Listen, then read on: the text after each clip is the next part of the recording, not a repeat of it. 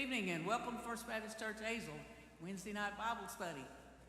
We're sure glad to have you tonight. We've got to have those at home watching online. If we can all stand, we're going to try to come alive here. Well, maybe not so much this first song. They'll calm us down and then we'll come back to life.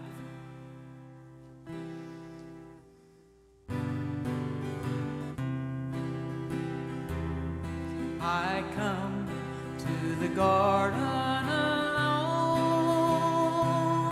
while the dew is still on the roses, and the voice I hear falling on my ear, the Son of God discloses,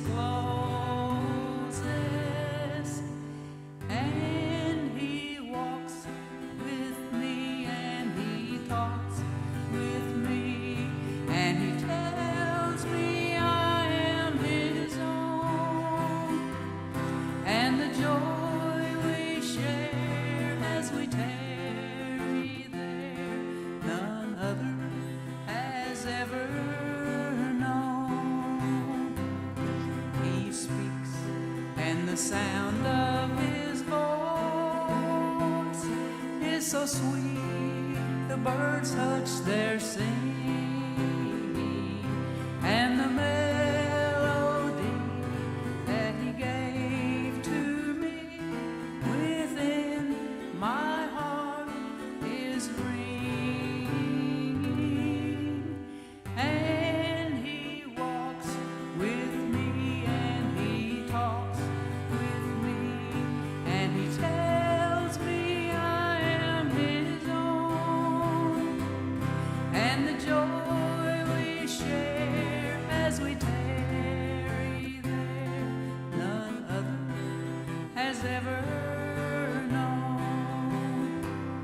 I'd stay in the garden with Him, though the night around me be falling, but He bids me go, till the voice of all, His voice to me is calling, and He walks with me, and He talks with me, and He tells me I am His own, and the joy we share as we tarry there, none other has ever known. Boy, y'all did pretty good on that one. We'll wake up a little bit now. Make sure nobody's sleeping out there.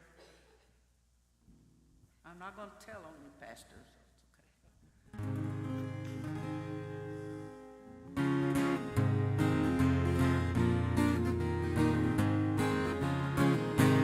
Where do I go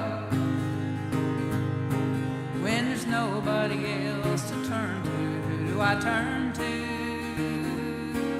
when nobody wants to listen? Who do I lean on when there's no foundation stable? I go to the rock, I know He's able. I go to the rock, I go to the rock for my salvation. I go to the stone that the builders rejected.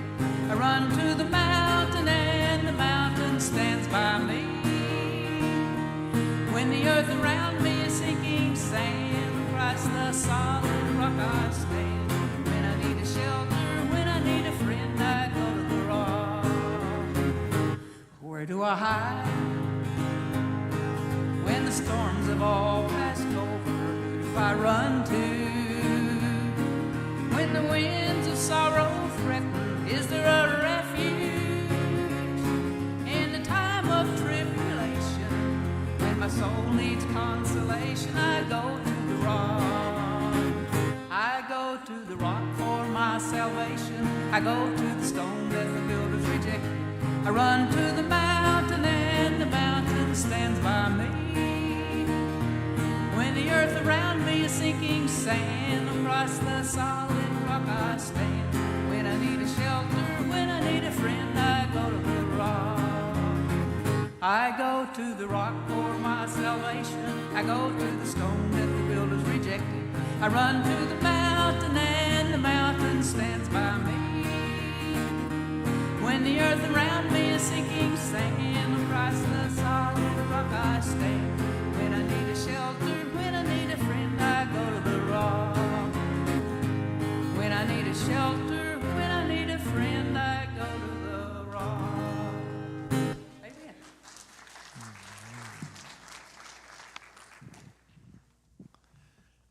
Amen. Thank you so much, Ann. Turn in your Bibles tonight to Judges. You can be seated. To Judges chapter 15. Judges chapter 15, beginning in verse 1. As I always like to say or remind you, In the Garden was my mother's favorite hymn, so that always means a lot to me. Thank you for singing that, Ann. Judges chapter 15. Well, my goodness, we are in the thick of it now with Samson. We're not going to finish tonight. We're going to look at the high point of his life tonight and really the low point next Wednesday.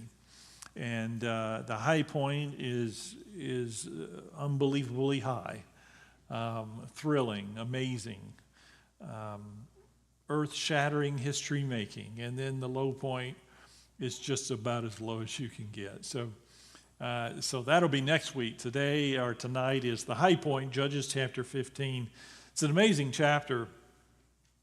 It's a very active and very busy chapter. A lot happens in the life of Samson here, and we're going to look at that just briefly tonight. Judges chapter 15, verse 1. Later on, at the time of wheat harvest, Samson took a young goat and went to visit his wife. He said, I'm going to visit my wife's room, but her father would not let him go in. So let's stop right there for just a minute. Judges chapter 15, verse 1. It begins with the words later on. Later on from what? Do you remember? What did we talk about, or what did we read about last week? All right, there was a big wedding. That's right. And so the wedding really didn't quite get finished because weddings are 7 days long. And on the seventh day, he had given them a riddle. And on the seventh day, they discovered the answer to the riddle by coercing his wife or his bride-to-be into giving them the answer. It made him angry. He lost the bet, which was 60 garments, basically. And so he went out and killed 30 guys and got a bunch of garments. And then he went and gave them the bet, but he's angry, so he went home. You remember that's where we left him last time. He went back home. He didn't go to his bride. He went back home in his own territory. Zorah was his hometown. And so he went to Ascalon to kill the guys. He had the wedding in a place called Timnah. Those are Philistine towns.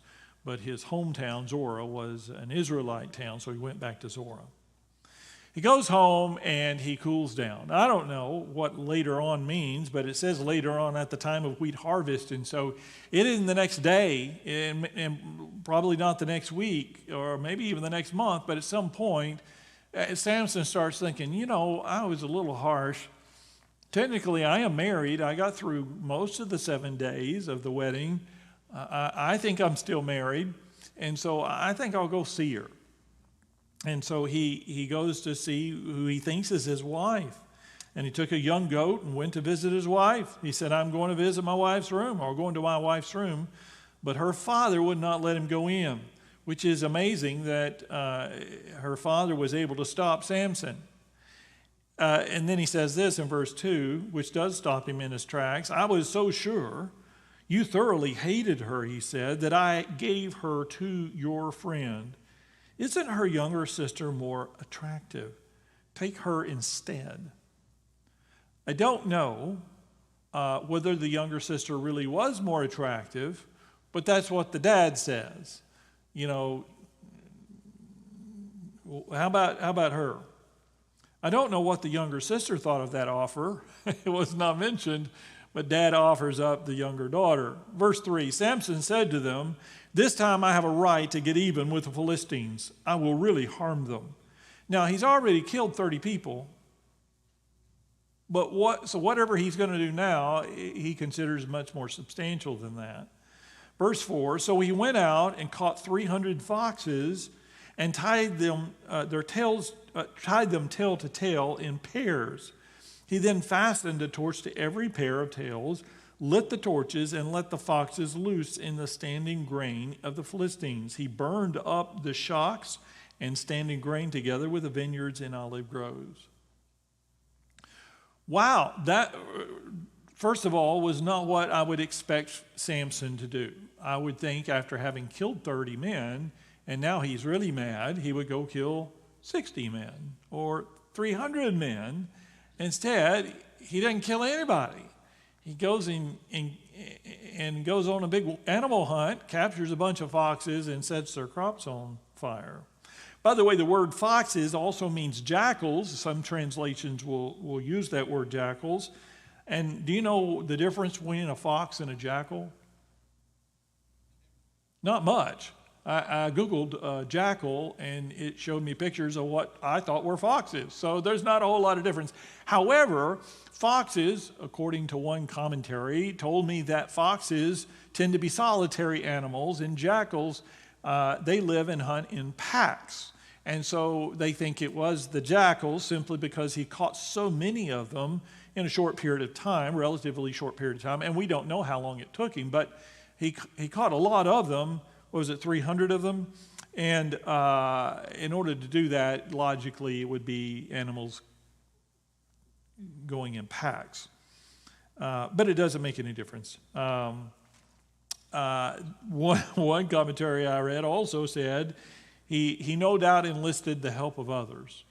In other words, he didn't do this by himself. There's no way he'd catch 300 foxes or jackals or anything else, 300 anything, as one person. And it makes sense that he would have gotten other people or maybe hired people and offered money for them to bring him jackals to him.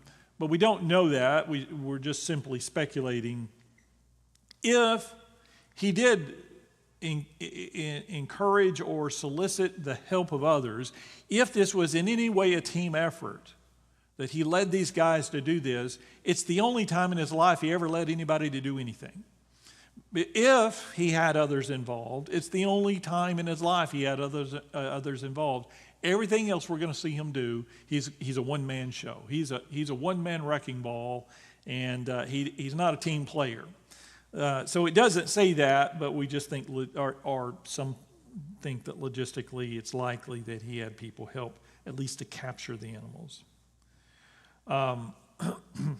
Now, why would he tie their tails together? Not that this is important to you, but again, they debate and speculate on this. Had he lit their tails on fire, one at a time, they would have run back into their den. But by tying two tails together, you've got two foxes going in different directions, and they would panic and run into the fields. Why burn their crops down? Does anybody know? I don't know if I've shared this with you before. What does he care about their crops? All right. Yeah, again, if our crops go bad, we just go to Walmart, to the groceries section and get whatever we need. They didn't have a Walmart back then. And if your crops failed, you just died and your family died. So even more important than that, or just as important as that, the Philistines were an agricultural people. Just by trade, it's what they did. It didn't just feed them, it was their income. But on top of that, their god, does anybody remember the name of the Philistine god? Dagon, very good, thank you. Dagon was the god of crops. He was an agricultural god. And so it was not only detrimental to them in their livelihood and detrimental to them in the fact that they can't feed their families, but it was an insult to their God, an embarrassment to their God that one guy was able to wipe out their crops, and that would be humiliating to their religion as well. And so he knew where to get them. And again, this was a smart thing to do. It was here, and we think of Samson again as not being too bright, because he did do some stupid things, in all fairness, but very intelligent, strategic response that he had. And it certainly hit him where it hurt. All right, verse 6. Any comments or questions before we move on? Verse 6. When the Philistines asked, who did this? They were told, Samson, the Timnite's son-in-law, because his wife was given to his friend. Now, the Philistines, I guess, are the ruling party of the Philistines, whoever's in charge. They began to ask around who did this, and apparently it wasn't difficult for them to find out exactly who did it. Now, how they know, we don't know. How they saw, maybe they saw Samson out there. We don't know, but they do know exactly who did it, and they know why. And maybe Samson went in town and started bragging that he did it openly and told them why. But they knew exactly why, because his wife was given to his friends. So the Philistines went up and burned her, that is his wife that was given to his friend, and burned her and her father to death. Now, just a moment right there. Do you remember what the threat was to Samson's wife as to why she ended up divulging the secret of the riddle? Because the Philistines came to her and said, if you don't tell us, we're going to what? We're going to burn you and your father. We're going to kill you and burn your house. And so that actually ends up happening not because of the riddle, but because of what happened with the foxes. Interesting. So the Philistines went up and burned her and her father to death. Verse 7, Samson said to them, since you've acted like this, I won't stop until I get my revenge on you. He attacked them viciously and slaughtered many of them. Then he went down and stayed in a cave in a rock of Edom. Now we have some numbers of those he killed in other times, and we're going to see this here tonight, but we don't have numbers here. We just know that he killed many of them. And after doing that, he went and stayed in this cave. Verse 9, the Philistines went up and camped in Judah, spreading out near Lehi. The men of Judah asked, why have you come to fight us? We have come to take Samson prisoner. They answered, do to him as he did to us. Then 3,000 men from Judah went down to the cave in the rock of Edom and said to Samson, don't you realize that the Philistines are rulers over us? What have you done to us? He answered, I merely did to them what they did to me. They said to him, we've come to tie you up and hand you over the Philistines. Samson said, swear to me that you won't kill me yourselves. Agreed, they answered. We will only tie you up and hand you over to them. We will not kill you. So they bound him with 2 new ropes and led him up from the rock. Now, to be fair to Samson, this was yet again a missed opportunity. I told you last week that his young wife, when she was threatened by these people to divulge the secret of the riddle, she should have and could have gone to Samson and said, I've just been threatened, and he would have taken care of it. She missed her opportunity, and it cost her life in the end. Here, the men of Judah also missed their opportunity. They could have gone to Samson in the cave and said, Samson, you're turning out to be quite a leader. You're a tough guy. Lead us. There's 3,000 of us. We don't know however many Philistines there are. We know that Samson's about to kill 1,000 of them. And I'm not a math major, but 3,000 is more than 1,000. So there are a lot of guys from Judah. Now, it's true they've been disarmed, and so they don't have a lot of proper weapons and that sort of thing to fight with, but surely they could have found something. But they don't want to fight. They got no fight in them. And so they're willing to do whatever they have to do to appease and please the Philistines, who then will just turn around and oppress them even more. It seems to have been our strategy with Russia in the last year. Let's just appease them, and maybe they'll be okay. Well, that doesn't work. And so they go to Samson. Again, they missed the opportunity. Had they said, Samson, you can take them. You can get them. They're here for you. Here's some water. We'll be your cheering section. Here's a good weapon. Whatever. I think that Samson would have gone out and done his thing. But instead, they tie him up and they just give him away. So just a missed opportunity on their part. Instead of seeing Samson as the deliverer, the men of Judah considered him a troublemaker. It's difficult to be a leader when you have no followers. But part of the fault was not just with the men, it was also with Samson. He did not challenge the people. Did you notice that? He didn't organize them. He didn't trust God to give them victory. He preferred to work alone, fighting the battles of the Lord as though they were his own private feuds. They missed an opportunity, but so did Samson. He had 3,000 guys there. Here's a chance. They would have listened to him. But he doesn't do anything. So when the men of Judah learned that the Philistines wanted only to capture and bind Samson, they offered to help. A nation is in a sad state when the citizens cooperate with the enemy to hand over their own God-appointed leader. And that's exactly what the men of Judah did. So I don't have a lot of sympathy for them either.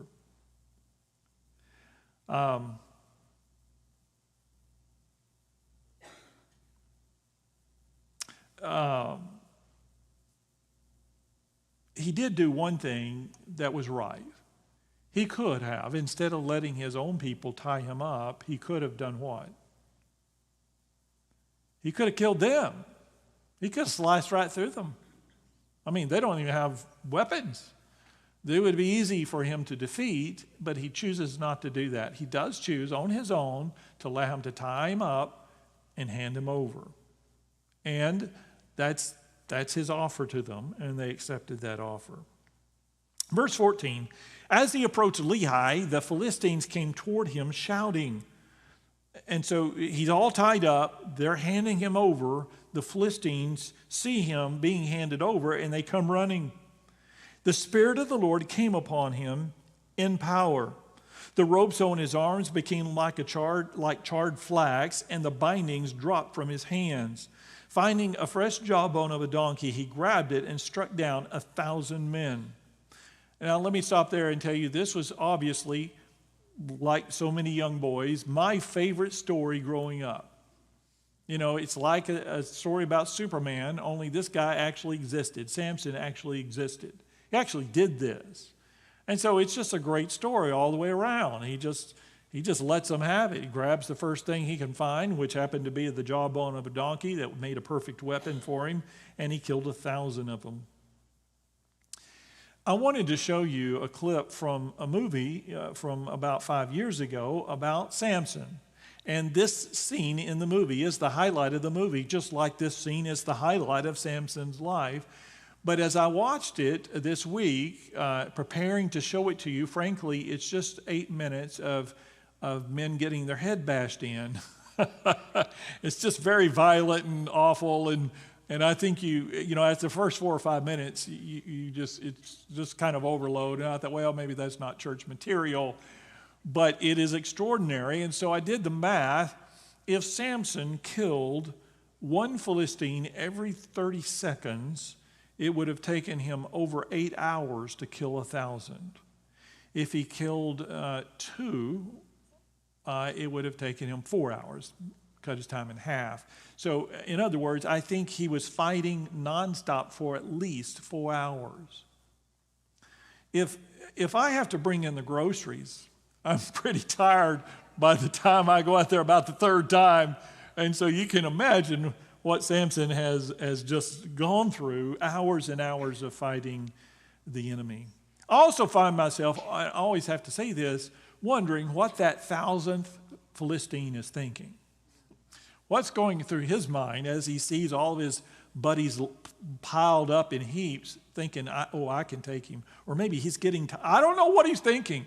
I would have been thinking, run. Anyway, and maybe the next 1,000 guys did run, but the first 1,000 didn't make it.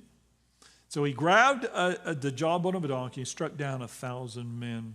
Then Samson said in verse 15, with a donkey's jawbone I have made donkeys of them. With a donkey's jawbone I have killed 1,000 men. I almost get the impression that he's setting up a new riddle. Does that make sense? It kind of sounds like that. But he does say that almost poetically. With a donkey's jawbone, I've made donkeys of them. With a donkey's jawbone, I've killed 1,000 men. When he finished speaking, he threw away the jawbone, and the place was called Ramoth Lehi, because he was very thirsty. He cried out to the Lord, "You've given your servant this great victory. Must I now die of thirst and fall into the hands of the uncircumcised?" A couple of very interesting things in that paragraph alone. Samson's victory celebration didn't last very long, for God reminded him that he was only a man after all, and he had to have water in order to stay alive, and he had no ability to get water himself. He would not survive until he found the nearest water source. So often in Scripture, testing follows triumph. We saw this week, and you probably have seen in the news, a triumphant moment for Will Smith, one of our actors, not one of our actors, but an actor in Hollywood. Will Smith has been nominated before Academy Awards. And after all these years of never winning an Academy Awards, even though he's one of the highest paid actors in the history of Hollywood, his movies have made billions of dollars for Hollywood and has made him a billionaire. He has still never won an Academy Award. And the very night that he actually ends up winning an Academy Award, he does that. Goes up and slaps the comedian, who I don't really have a lot of sympathy for either, because you don't mock a man's wife. I know there are rules about comedy, and I know that assault is illegal and he shouldn't have hit the guy, but if you pop off and say something about your wife or somebody else's wife, don't be surprised if the guy comes up and hits you. I just, you just don't say, you don't mock people's wives. But, it is Hollywood, and I know how they have Hollywood rules, and so I think they were both in the wrong. But aside from all of that, the odd thing was, this is his moment of triumph. Had he not done that, I told the staff today, had he just simply got up and walked out in protest, that would have been the end of Chris Rock's career. But he had to go and do that, and he just ruined his moment. Well, Samson was an expert of ruining the moment in his life. But here, he does something I find very interesting. Samson calls out to God. Now, sure, it sounds like a complaint. He's confronting God, and he says, hey, why? In fact, he says it this way, verse 18. Because he was very thirsty, he cried out to the Lord, and he says, and this is what impresses me, "You have given your servant this great victory." He doesn't say to God, "Look what I have done for you." He gives God the credit. He knows he doesn't have the strength to defeat 1,000 men. He knows it's a God thing. But he says, employing logic to God, "It doesn't make any sense to me, God, that you would give me this victory, that you would give your servant," is the word that he used, "this great victory, and then now let me die of thirst. I'm thirsty. Must I now die of thirst," he says, "and fall into the hands of the enemy, of the uncircumcised?" So it was a moment of testing for him. No sooner had the Israelites crossed the Red Sea, if you remember, than they became thirsty in Exodus chapter 15, and they also became hungry in the very next chapter, Exodus chapter 16. Elijah's victory on Mount Carmel was followed by his humiliating flight to Mount Horeb, if you remember that in 1 Kings 18, and we'll get to that in the months to come. That's a powerful story also. The highest moment of his life, the peak, the pinnacle, his Academy Award moment, there among all of those false prophets, and God bringing down fire and consuming the altar, and God does this amazing miracle in his life, and it's just a matter of hours or days that he wants God to kill him. He hits a low point.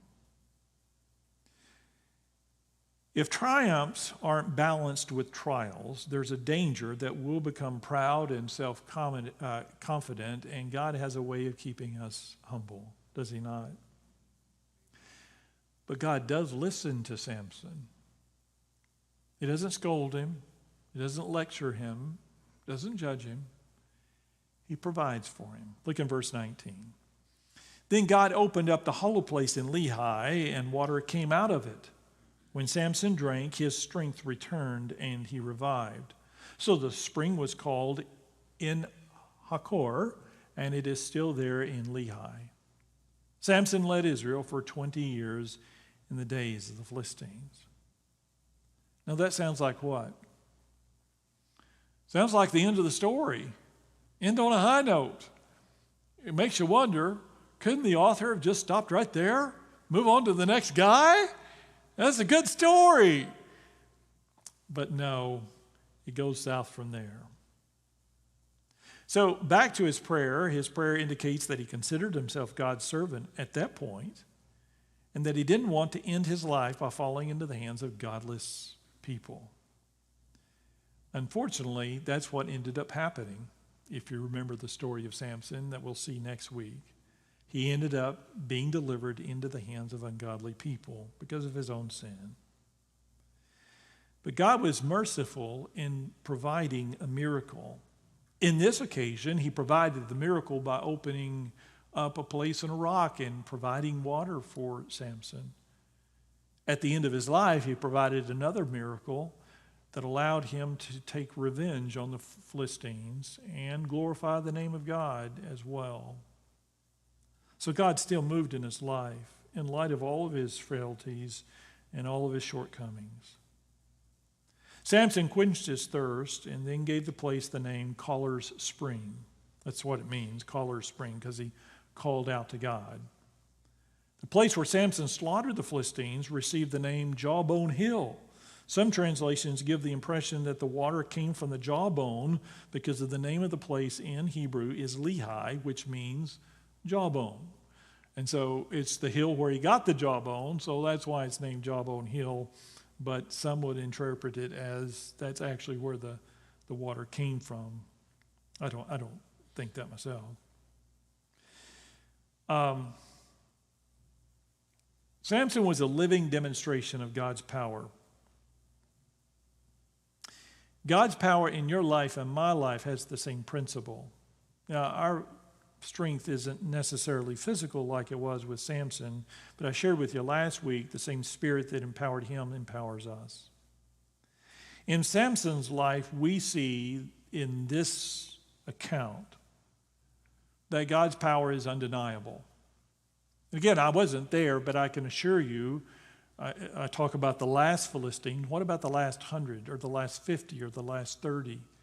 I would think even the greatest skeptic among them would have thought, well, I don't know who this guy is and I don't know anything about his God, but this is amazing. The power of God was undeniable, even to his enemies. It was also very dependable. You have to notice in this story and all of the stories, with the exception of when he gave his final secret to Delilah. And he knew they were going to cut his hair. He knew. He knew. And we'll get to that when it comes next week. But he knew he knew she was going to cut his hair. Already knew it. And he said it anyway. But until then, every time he cried out to God or had a need for God's power, God granted him that power. God never said, no, not this week. Try me again next week. Every time he needed the power of God, God came through. I think it's important for you and I to remember and understand that God's power is dependable. I don't want you ever thinking that your prayers to God is a roll of the dice. And maybe God hears you, and maybe he doesn't. Maybe he cares, and maybe he doesn't. Every time you pray, God hears. Every time you call out to God, God is willing to respond to you. He cares about you as much as he did Samson. So don't give up. Don't quit praying. I have people from time to time do that or tell me that. I prayed for years and finally I just stopped praying. My husband or my kids or my friend or my situation or whatever it is, I finally just stopped. You keep calling out to God. I think there is a time to trust him, but God is listening. Also, not only is God's power undeniable and dependable, but it is also complete. He could have defeated 500 Philistines, and the last 500 overwhelmed him, and it still would have been a history-making moment. It could have said, as Samson breathed his last breath, he saw 500 bodies laying before him. Even though it cost him his life, it still would have been an amazing victory, but it doesn't say that. There was 1,000 that needed to be defeated. And God gave him the power to defeat every single one of them. God didn't wait till it was 950 and said, I've done the first 950, the next 50 is on you. How about that? You get yourself out of this. God didn't do that. There's this amazing completeness about God's power in our life. By the way, in your temptation, in your frustrations, in your depression, in your difficulties in life, God will give you complete power to overcome every time. Don't ever underestimate that God's power is dependable and it is complete. All right, questions about chapter 15? Yes.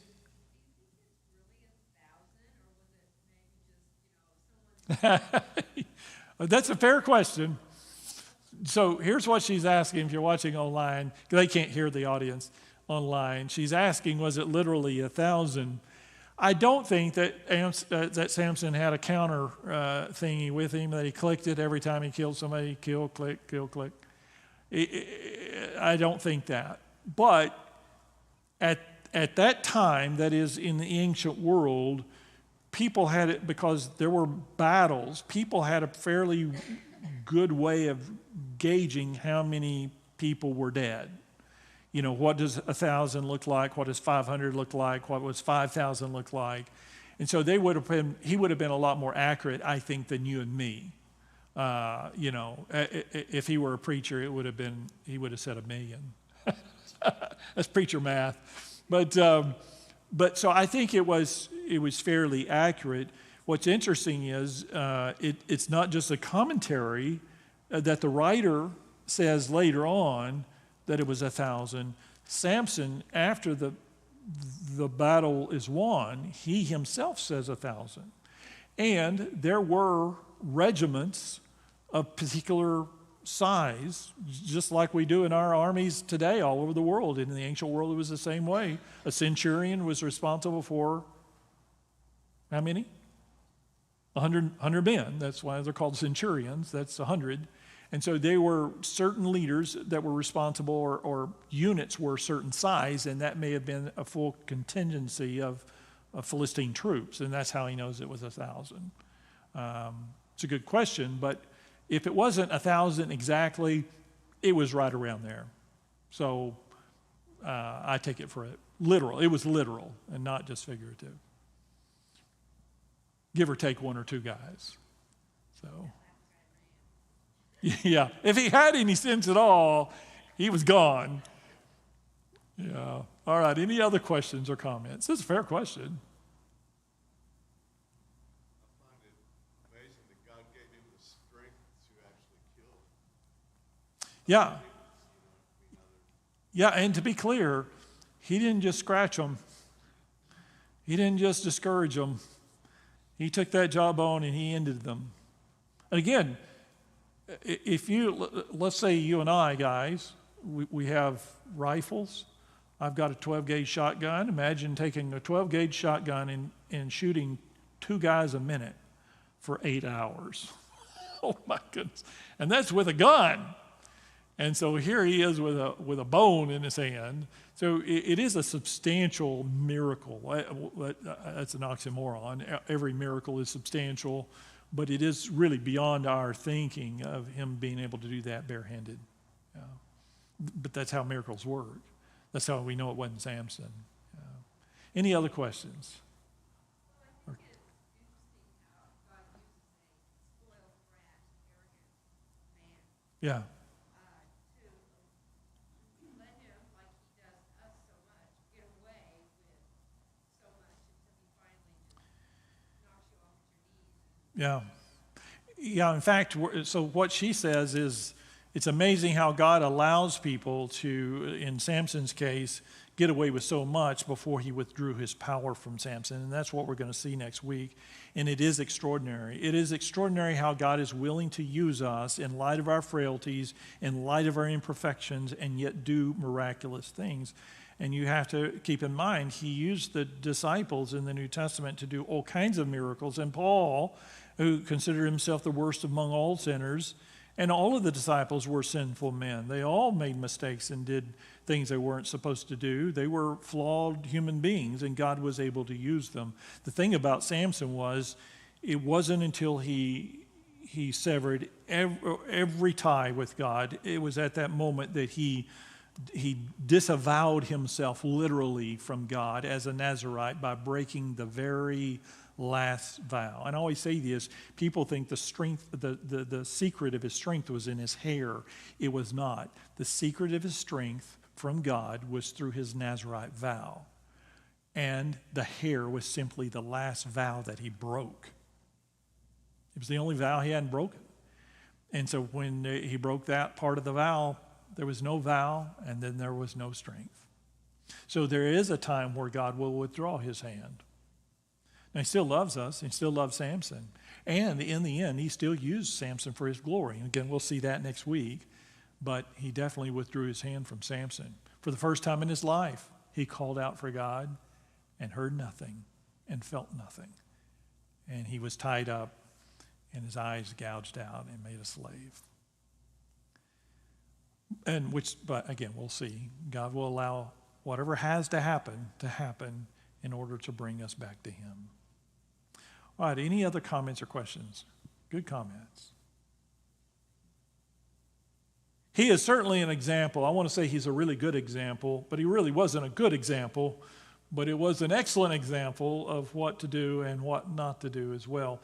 Next week, we'll look at chapter 16, and it's about to all go bad, okay?